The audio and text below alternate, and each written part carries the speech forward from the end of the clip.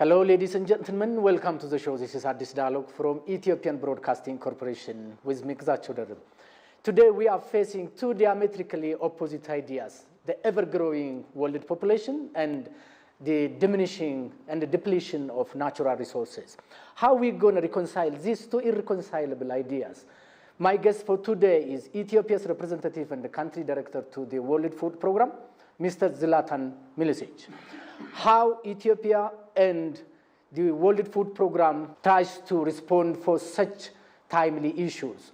The long-standing partnership between Ethiopia and the World Food Program, Mr. Zlatan will going to share his insights regarding the partnership between the World Food Program and the Ethiopian government, the development initiatives as well. Do stay with us.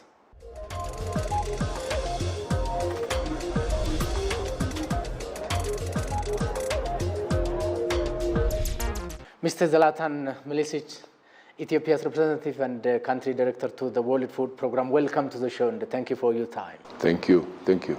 It is an honor for us to see you at your good office regarding this summit, the upcoming summit, and also what the World Food Program is working on humanitarian development assistance and initiatives in Ethiopia as well. We are facing the natural resources strain and also the ever-growing world population. How is the World Food Program working to bridge the gap where we are facing such challenge? Again, thank you for having WFP on your show, and thank you for giving me an opportunity to speak with you. The World Food Program has been a friend and partner of Ethiopia for a long time. And we are currently, indeed, as you said, in a challenging situation globally, and also it affects Ethiopia. We have very unpredictable climatic conditions, climate change, which is affecting a lot of people in Ethiopia because Ethiopia is very much dependent on its agriculture, production of food, which also is very closely related to the weather. We also have conflict around the country and in some parts of the country, while at the same time the current financing environment is far from ideal to assist all the people in need. We are very happy to see Ethiopia taking very important strides towards being fully responsible and accountable for ensuring food security in the country. And we, as their partner, as well as other food-related organizations, are working alongside them. We are currently making a very important shift from being reactive and addressing the humanitarian needs only to doing more proactively in supporting the systems, in particular the food systems of Ethiopia, in order to ensure really the harmony between production, processing, logistics, and consumption of the food. World Food Program has humanitarian programs here, obviously, because we have refugees. Ethiopia is second biggest host of refugees in Africa. But we also have displaced people within the country for various reasons, conflict, climatic shocks, and other things, while at the same time we're trying to shift more and more towards early warning, anticipatory action, and other activities that build resilience to shocks of the population. So when shocks hit, people are actually prepared and able to withhold their impact. So WFP does a lot of resilience programs in this country, which focus on rebuilding or transforming livelihoods of people who might have lost everything. You know, if you have 3 years of drought, like we had in Somali region, a lot of pastoralists have lost their animals. So we need really to support them, build other livelihoods, also allow them not to remain displaced. While at the same time, we're looking at this systems approach and trying to put different inputs into the government lead on those food systems, building, restructuring, and strengthening. So, for example, we have nutrition programs, which are addressing the needs of malnourished children and women. We also have prevention of malnutrition. We have school feeding, which is contributing in various aspects to the food systems from production, because we have homegrown school feeding, buying from local producers, but also we have resilience activities that build irrigation, strengthen water ponds and other water facilities, allow people to get microcredit through various financial inclusion activities. We also sometimes provide seeds together with FAO, who is our partner and partner of the government.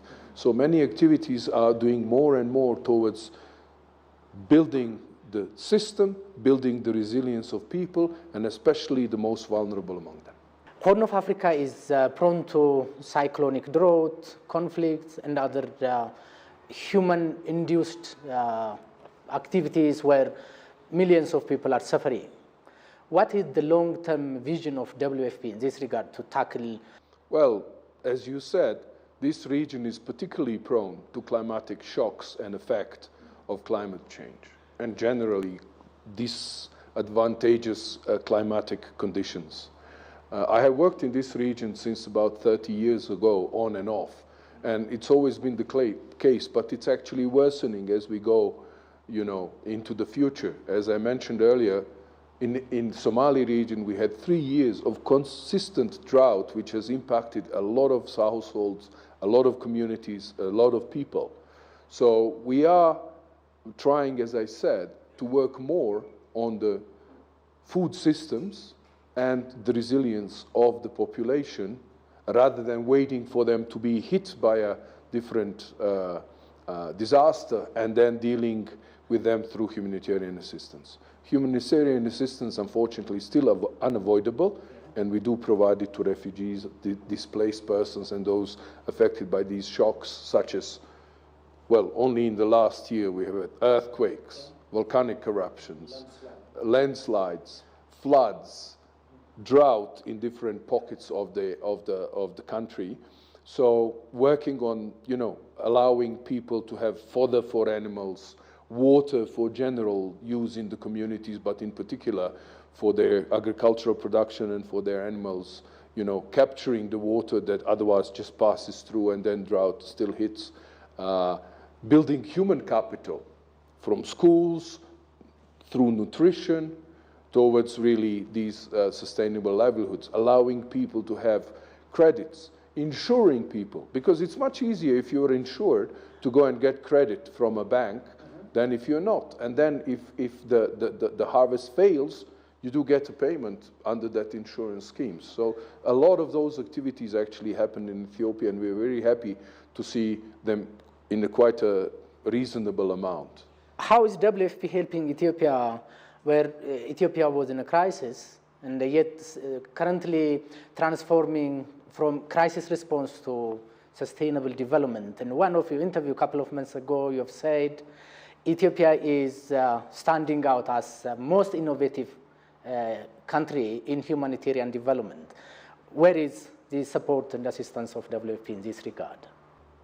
I think in this environment, we can all learn from each other. There are certain innovations and progressive steps in Ethiopia. There are in other countries as well. And it's very important that we learn from each other. The World Food Programme, as I said, provides assistance where needed, provides different building of infrastructure and assets where needed. But equally importantly, we are very happy to see a very strong government lead and ownership in these food system building activities and policies and plans, because Ethiopia expects to be self-sufficient by 2030, and supporting them to build their assets. So we work on providing expertise, but also sometimes resources in building national emergency response facilities. And we are very happy to see when earthquake struck that EDRMC, Ethiopia Disaster Risk Management Office, was the first one to go there and provide food to the people who have been displaced by the earthquakes, because as you remember, we had them every day, every few hours. Equally, they're building the National Strategic Grain Reserve, or rebuilding. We're supporting them there too. We're supporting various process facilities, standard operating procedures, warehousing, how to store food, providing hermetic bags for different, so the losses do not occur, but the food can be kept longer, helping with basically with rebuilding and strengthening the national system for this. We also work with FAO, IFAD, and some other organizations supporting the broader agricultural policies of the government, which is investing more in agriculture and providing more access to markets, better logistics, better storage, prevention of losses. So there are a lot of those activities where we, as a partner of the government, try to help, that they keep building the system and being stronger, both for the general food security, for the general strong food systems, but also to react in emergencies when they hit the population. Though Africa is WFP's largest operational focus, what do other African countries learn from Ethiopia's agricultural transformation or the food system transformation in relation to sustainable development, which the government has embarked on? The very important thing is really to link humanitarian and development efforts and put them into one system. As long as we have two separate sets of activities, the system will never be adequately built. I think the main thing that many other African countries can learn from Ethiopia is this national lead, ownership, and investment in agriculture, in food security, in social protection, and in humanitarian responses. We are an important partner in humanitarian assistance in Ethiopia, but the government is the main provider of humanitarian assistance to people of Ethiopia, and we are just their partner and complementing them, together with some other organizations like this NGO consortium called JOP, which is a Joint Emergency Operation Program. So that national lead, national ownership, national initiative is critical. Without that, we can basically put a finger in a hole to stop the water leaking, but as long as we remove it, it leaks again. So that national lead is important. It's also important that government has made visible additional investments in agriculture, which is the most important, really, economic activity in the country, to help people produce more food, increase their productivity, but also their incomes, and therefore their food security, as well as reduce the poverty. In this regard, how do you assess Ethiopia's potential of irrigable lands and the potential that has not yet been tapped, and what the government is doing currently vis-a-vis the support, development assistance, and the development initiative the World Bank, the World Food Program is working in collaboration with the Ethiopian government? In short, government is obviously doing something right because we are all behind them. The World Bank, the International Monetary Fund, the various UN organizations such as World Food Program, FAO, UNDP. But generally, we have 26 UN organizations who are part of the UN country team in Ethiopia.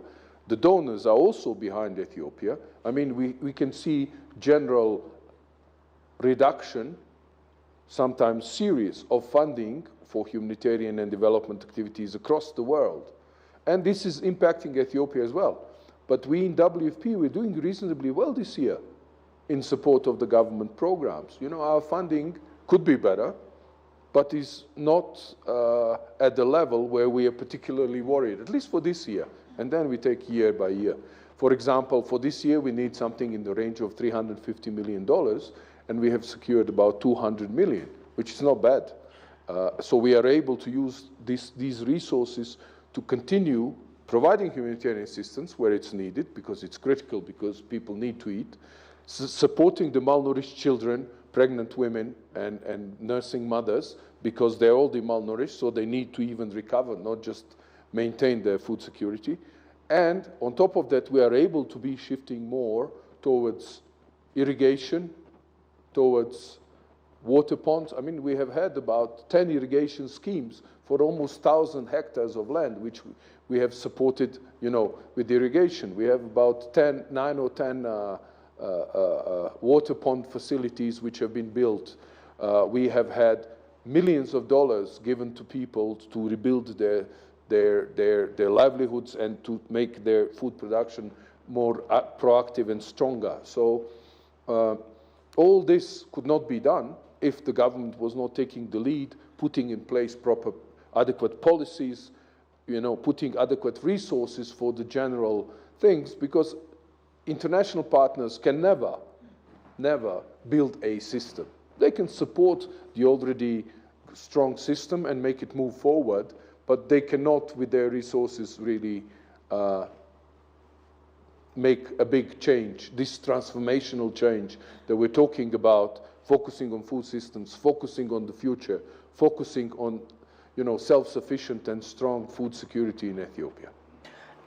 Lack of access to food or unable to ensuring food security will going to insecure the security of the nation, and that is also transboundary.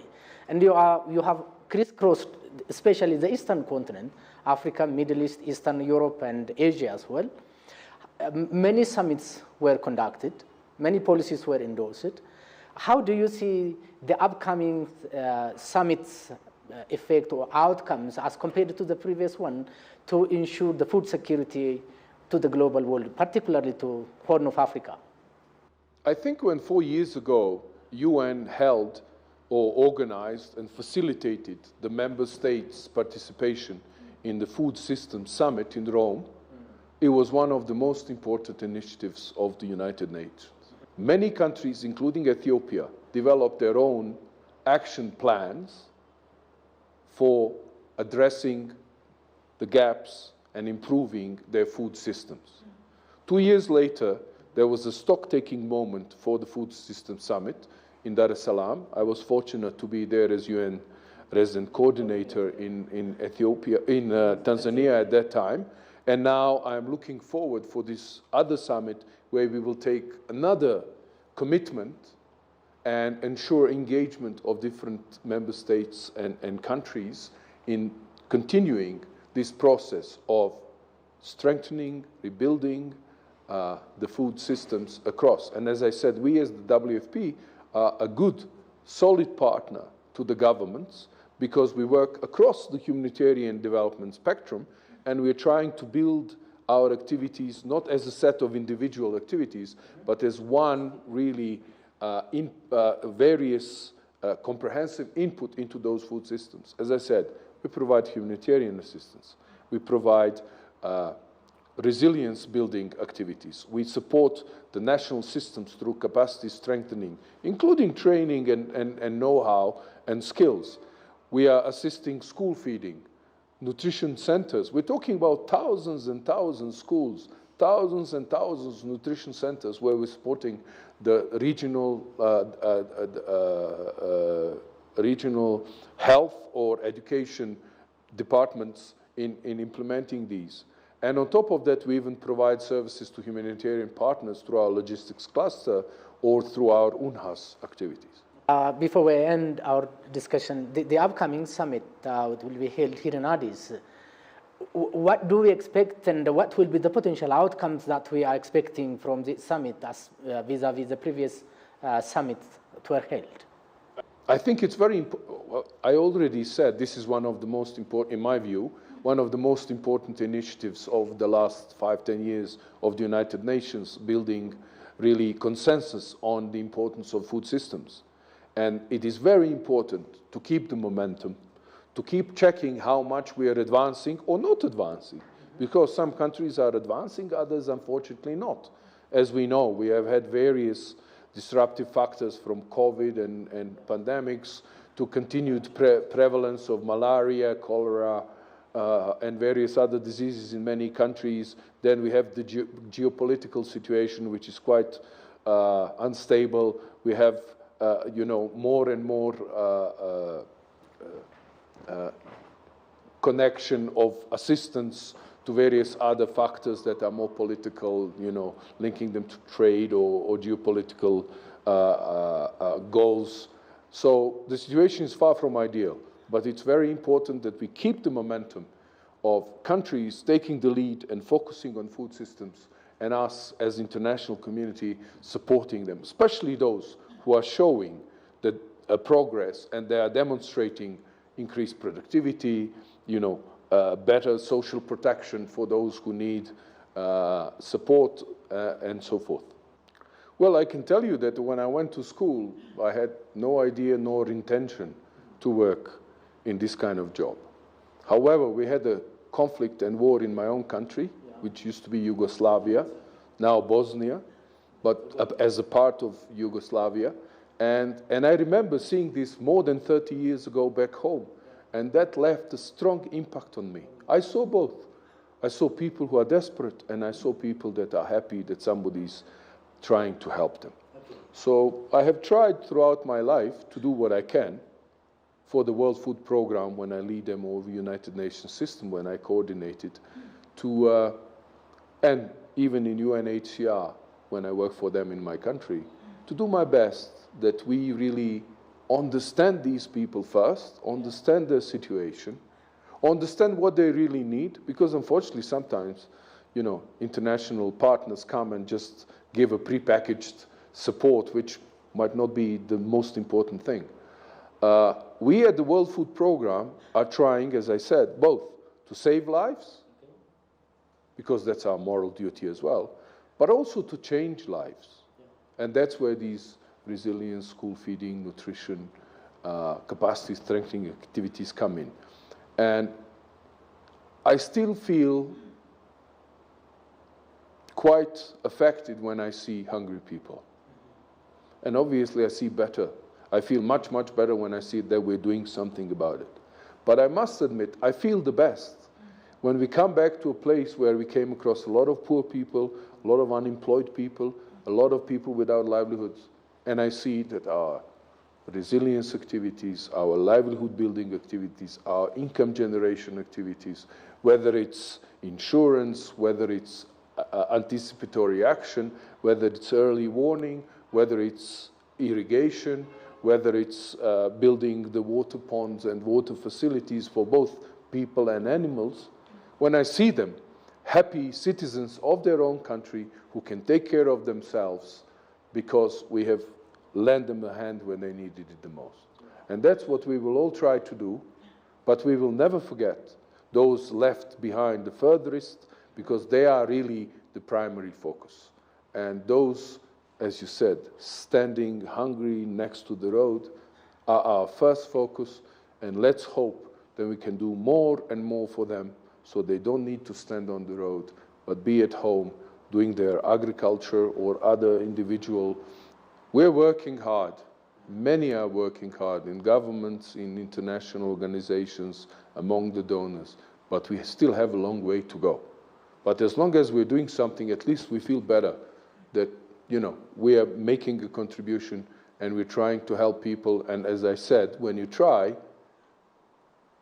you get results. And when these results come, then you know that you didn't waste your time. And you know that, and it gives you more motivation and more strength and energy to do more. And we are at a crucial time in the world today to do more and more, especially for those who are left behind the most. Empty stomach is susceptible to all forms of violence, and ensuring food security is ensuring national security. Thank you so much, Mr. Zlatan. Let me just end, because you just reminded me at the end. Exactly.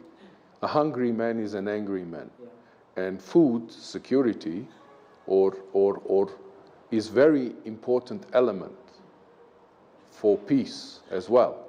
As you might remember, World Food Program got a Nobel Peace Prize precisely for its roles in contributing to food through food security, food assistance, food systems support.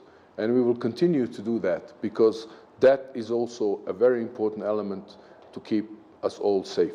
And we will always do that in respect of humanitarian principles, neutrality, impartiality, operational independence, and above all, humanity. So these principles are critical for us. They're often challenged by various parties, but we will do our best to really retain our integrity and do our job well, effectively and efficiently, especially in the current time of relatively tight resources. Ethiopia's representative and country director to the World Food Program, Mr. Zlatan Milicic, thank you very much for your insight. Thank you so much. Thank you. Thank you very much for giving us opportunity to speak about this Great. important topic. Thank you, please. Ladies and gentlemen, by this we come to the end of today's show. You can follow us on different Ethiopian Broadcasting Corporation's social media platforms, on X, YouTube, Facebook, and other social media platforms. Until we meet with another edition of Addis Dialogue, goodbye for now.